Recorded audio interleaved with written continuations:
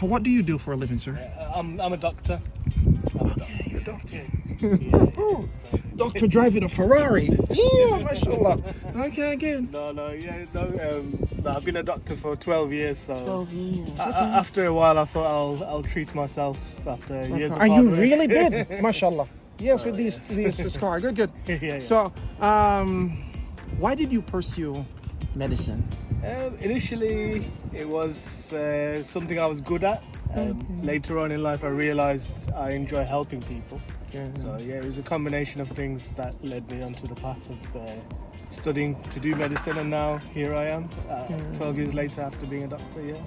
Where do you see yourself in the future in terms of your medicine? I think the next part is hopefully in the future I want to do a bit more voluntary work, help those in other countries who may not have access to the healthcare that we do here, which we sometimes take for granted. Okay. So yeah, that's my personal goal in the future. Yeah. Okay. What are some of the challenges that you have faced when you just started your job as a doctor? Oh, yeah. It's the intense nature of the job. So people's lives are in your hands. Okay. Long hours. Difficult decisions. So initially it can be a shock to the system. Okay. But for those who are studying to be doctors, or who are in the early part of their life as doctors, what I will say is trust in yourself. You'll develop the skills which will be, which will become second-hand nature to you. So these things you'll become well used to managing. It may seem intense at the beginning, but we will always succeed with these difficult things. So, yeah. Can you give a scenario where you had a patient who was unhappy and you pleased him in that instance, or in a day or two? That's quite well in terms of unhappy patients, that's probably unfortunately something that's common in NHS. So okay, I'll give you a very recent example. Okay. I had. You want to come on? Oh, okay. Okay, no problem. Oh, so you're leaving, huh? Oh no, sorry, we've just travelled from Birmingham. Oh, okay. Welcome back. So thank you. Yeah. Hold on, I just have to get the bag. Yes. So difficult situation I faced was I had a patient who was in the reception, like F this, F that. It's been 4 hours. I'm waiting. Oh, what's going on? I need to see a doctor. Like, this is ridiculous. So my role is a bit more of a managerial role nowadays. So as well as so what I did is I took the patient to the side. I said, look, I appreciate these situations are quite frustrating. But you got to think about the other person on the side. You're shouting at a lady who's just trying to do her job. Good. She's a receptionist. Good. There's other patients waiting or going through, some of the most difficult times of their lives. Good. Yes. You got to appreciate, others around you. I appreciate your frustration. I can have a chat with you to see what's going on, and I can give you a bit more information.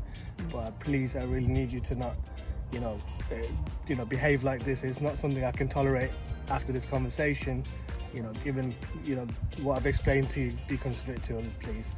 To be fair with you, the guy, calmed down, and I understand that it's frustrating. I do completely get that, but for me that was successful because, I managed to, number one, de-escalate a situation, but number two, I realized the power of communication. That it's very easy to be like, right, get out, or go to the same level as the other person who's being challenging, but that's something I learned which was effective, and hopefully others can try their own similar sort of techniques in dealing with this situation. So that was my a recent challenge that I faced in the NHS. Okay, good, not bad. Now, in the future, do you see yourself having your own hospital?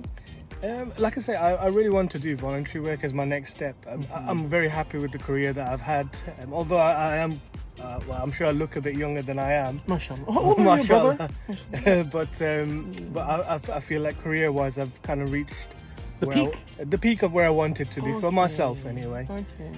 But I really, just in terms of career, but in terms of life, there's a lot more. And one of the next aspects is hopefully do a bit more voluntary work, including maybe potentially helping build hospitals in countries which may not have access. That's something I really want to pursue in the future. So yeah, that's where I see myself after in the next part of my next chapter of life. Yeah. Have you ever considered going back to Bangladesh and building a hospital there? Yeah, definitely, definitely Bangladesh, because that's something people I know, and maybe something that would be easier for me to help kind of build up. But other countries as well, I'm more than willing to. So yeah, definitely, you're right. Bangladesh. Okay. Yeah. What advice would you give to young doctors? Young doctor. So, yes, general advice for the young doctors. Okay, so general advice, which I found, if I was to look back on my career at the beginning, so it's a very hard journey. It can be quite demotivating. There's a lot of pressures at the moment for those who are working in the NHS. So what I will say is the journey is definitely worth it, although challenging, and a lot of people will be grateful for your sacrifice and hard work, and you'll make a difference to a lot of people's lives. Financially, like I say, although you know, I presume, you know, at first glance you may see me in what seems like a very nice car. Yeah, I'm 40 and I don't drive this. I drive something of a lesser type of car. And inshallah, I aim to buy one of these, you know, soon, inshallah. Yeah. Because it's a Ferrari, mashallah, tabarakallah. But financially it may not be as rewarding at sometimes throughout your career, but it's more than enough for myself in the end. But the main thing, apart from finances, the more important thing for me was the journey and the difference that you can help being a doctor to others. You mentioned demotivation a minute ago. Yeah. Now, we're all humans and sometimes we lose the spirit to a certain degree. How do you motivate yourself to continue in that field?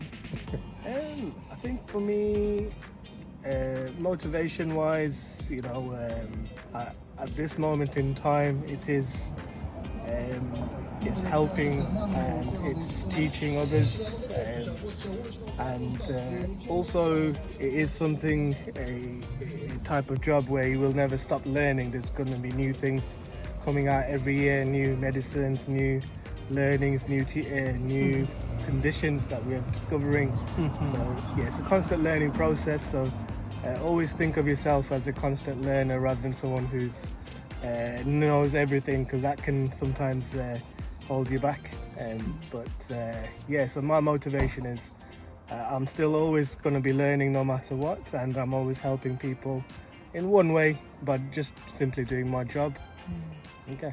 Also, you know, they say never mix business with pleasure. Do you believe in this? No, I think, to be fair with you, you need, in a daily basis, you need pleasure from the business that you are doing. So your work, you have to have a love for it, otherwise it will mentally wear you out quick. So I think what I would say is your business should have some pleasure, but you got to get the balance. You don't want it to be the other way around, where it's too much pleasure and not enough effectiveness in your business. Are you an introvert or an extrovert, my friend? I'm introverted. Introvert? Yeah, to what I am, degree? Or fully introvert? I wouldn't say I'm fully introverted. I prefer to be an introvert in general, but around others, I can get along very well with most people. But yeah, in my natural state, I am introverted. I reflect a lot within myself, which is also sometimes mentally I find healthy. Do you go to the gym regularly? I try to go often as I can. As you saw before with the family, young family, it's sometimes not the easiest to do often. Okay, I'll let you go. Thank you for your time. No problem.